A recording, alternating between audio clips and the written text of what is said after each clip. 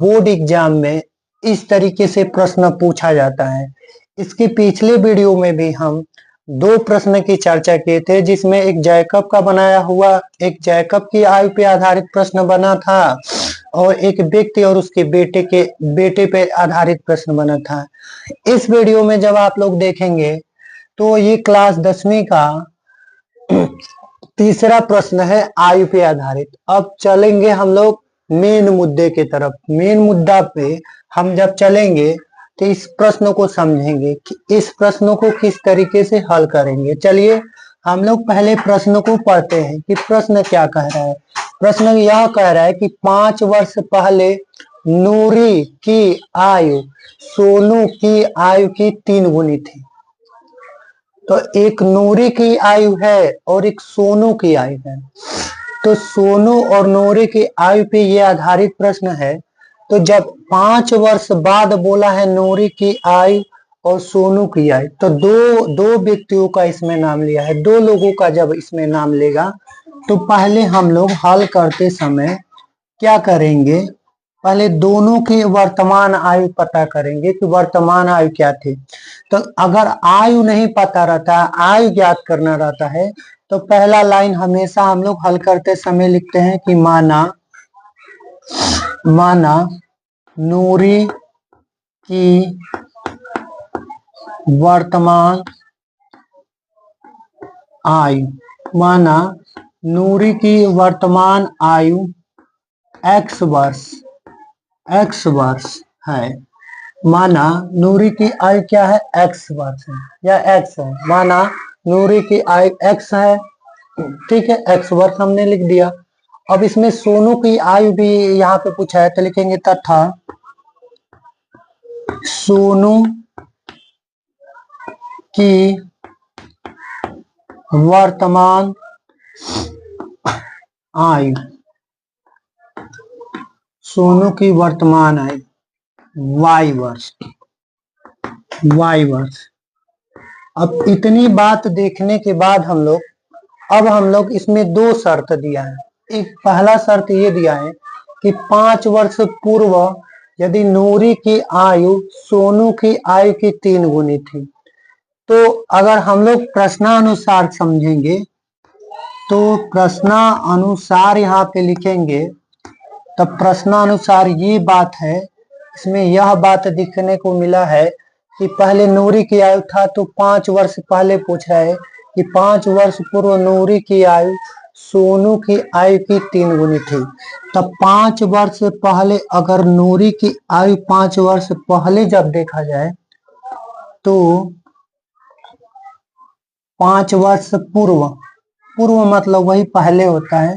तो 5 वर्ष पूर्व इसमें भी घटा लेंगे सोनू की आयु में। अब इसमें सोनू की आयु की कै गुनी थी, 3 गुनी। मतलब ये 5 वर्ष पहले जब नूरी की आयु 5 वर्ष पहले सोनू की आयु की 3 गुनी थी, तब के लिए आप प्रथम शर्तानुसार हो जाएगा। तो यहाँ पे हम एक समीकरण बनाएंगे, x - 5 बराबर 3y - 3 × 5 = 15 हो गया। अब यहाँ से क्या करेंगे, समीकरण बनाएंगे, तो 3y इधर आएगा तो माइनस में हो जाएगा, बराबर -15, माइनस उधर जाएगा तो +5। अब इसको हल करेंगे तो x - 3y बराबर ये -10, समीकरण नंबर 1।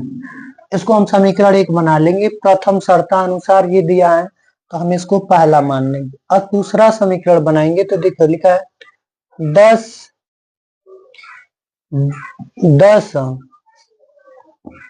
यहाँ पे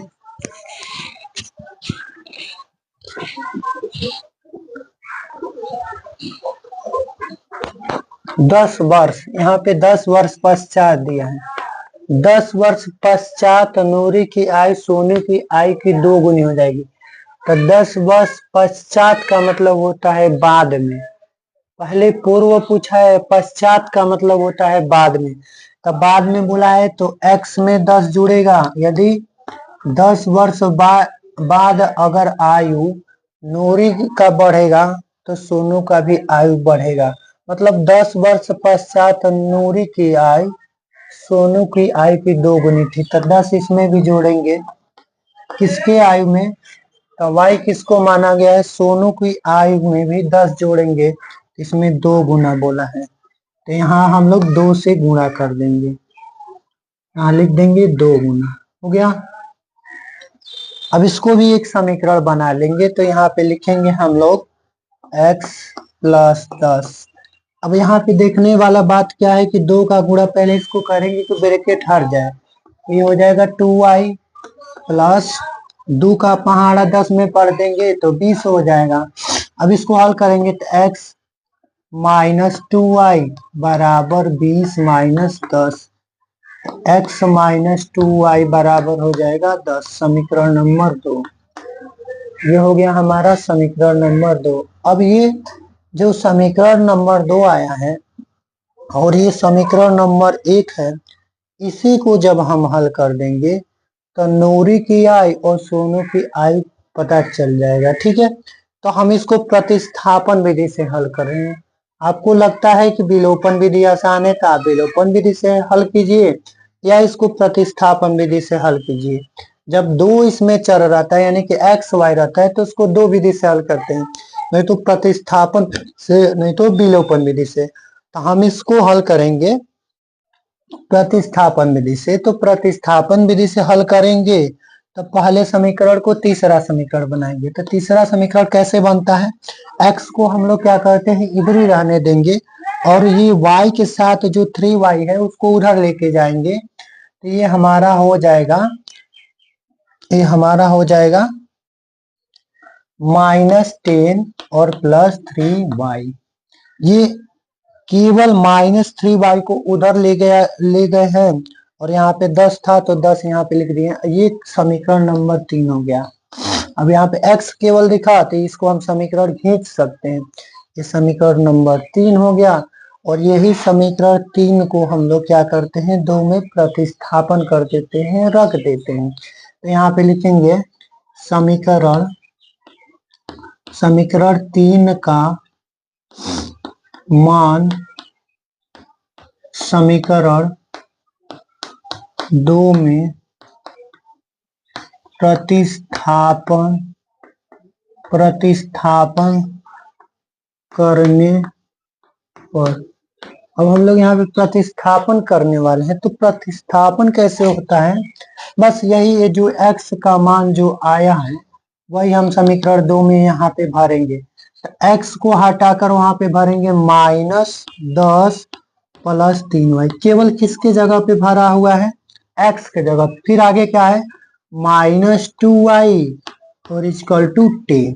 अब इसको हल करेंगे तो आई वाला देखिए, +3y -2y घटेगा तो केवल y बचेगा, आई 10 है, आई -10 उधर जाएगा, समीकरण के उधर जाएगा, बराबर के दूसरे पक्ष में जाएगा तो प्लस में हो जाएगा 10, तो y बराबर कितना आ जाएगा 20, यानी कि 20 वर्ष। तो y किसकी आयु है, तो सोनू की वर्तमान आयु आ जाएगा 20 वर्ष। अब जब इसकी आयु पता चल गया तो अब हम लोग नूरी की आयु ज्ञात करेंगे। नूरी की आयु तो हम क्या करेंगे, यही y का जो मान आया है 20, यही समीकरण 1 में, 2 में, 3 में भरेंगे। ये y का मान 3 में रख दीजिए तो यहाँ पे लिख दीजिएगा y का मान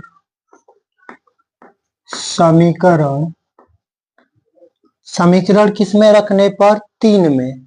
यहाँ पे लिख देंगे समीकरण 3 में रखने पर। 3 में रखें तो 3 देखिए कौन सा मेरा समीकरण है, 3, ये जो है यहाँ पे लिखा है x बराबर, यही हमारा समीकरण नंबर 3 है, x बराबर 3y। ये समीकरण 3 में भरेंगे, x बराबर -10 + 3 गुणा y के जगह पे क्या भरेंगे हम लोग 20, यहाँ पे 3 गुणा y की जगह पे 20 भरेंगे तो यहाँ 20 लिख लेंगे। x बराबर -10 + 20 × 60, x बराबर हमारा आ जाएगा 50 वर्ष। 50 वर्ष यानी कि नूरी की आयु 50 वर्ष था और सोनू की वर्तमान आयु 20 वर्ष था। तो लास्ट लाइन में आप लोग ले लीजिएगा अतः अतः नूरी की वर्तमान आयु 50 वर्ष तथा सोनू की वर्तमान आयु 20 वर्ष है। लास्ट लाइन में क्या लिखना है? अतः नूरी की वर्तमान आयु 50 वर्ष तथा सोनू की वर्तमान आयु 20 वर्ष है। यही लास्ट स्टेप लिख लीजिएगा। फिर से हम अगले वीडियो में मिलेंगे तो आयु पे आधारित प्रश्न हल करते रहेंगे। ये क्लास 10वीं का बहुत ही इम्पोर्टेंट क्वेश्चन है। अब तक मैंने जितना प्रश्न लगाया वो क्लास 10वीं का था, ठीक है। इसके बाद हम जब करेंगे हल तो आयु पे आधारित अब हम लोग चौथा प्रश्न पढ़ेंगे और एकदम बेहतरीन तरीके से समझेंगे। अगर इस वीडियो के अंतर्गत आपको कहीं भी दिक्कत लगे, कहीं भी प्रॉब्लम लगे, आप जरूर एक बार कमेंट करें ताकि हम उस तरीके से और अच्छे तरीके से इसको क्या करें, एक्सप्लेन करें और अच्छे से इस वीडियो को बनाएं, ठीक है। इस वीडियो में अगर आपको कहीं भी नहीं समझ में आ रहा होगा तो कमेंट जरूर करेंगे, तो हम अगले वीडियो को भी इसको हम दूसरे तरीके से बनाने का प्रयास करेंगे, 60 तरीके से। क्योंकि 60 तरीके से हल करना आसान नहीं होता है, उसको हल करने में और कठिनाई पड़ती है। चूंकि लॉन्ग लगाते हैं तो सबसे आसान क्वेश्चन होता है। तो मिलेंगे हम लोग अगले वीडियो में, ठीक है।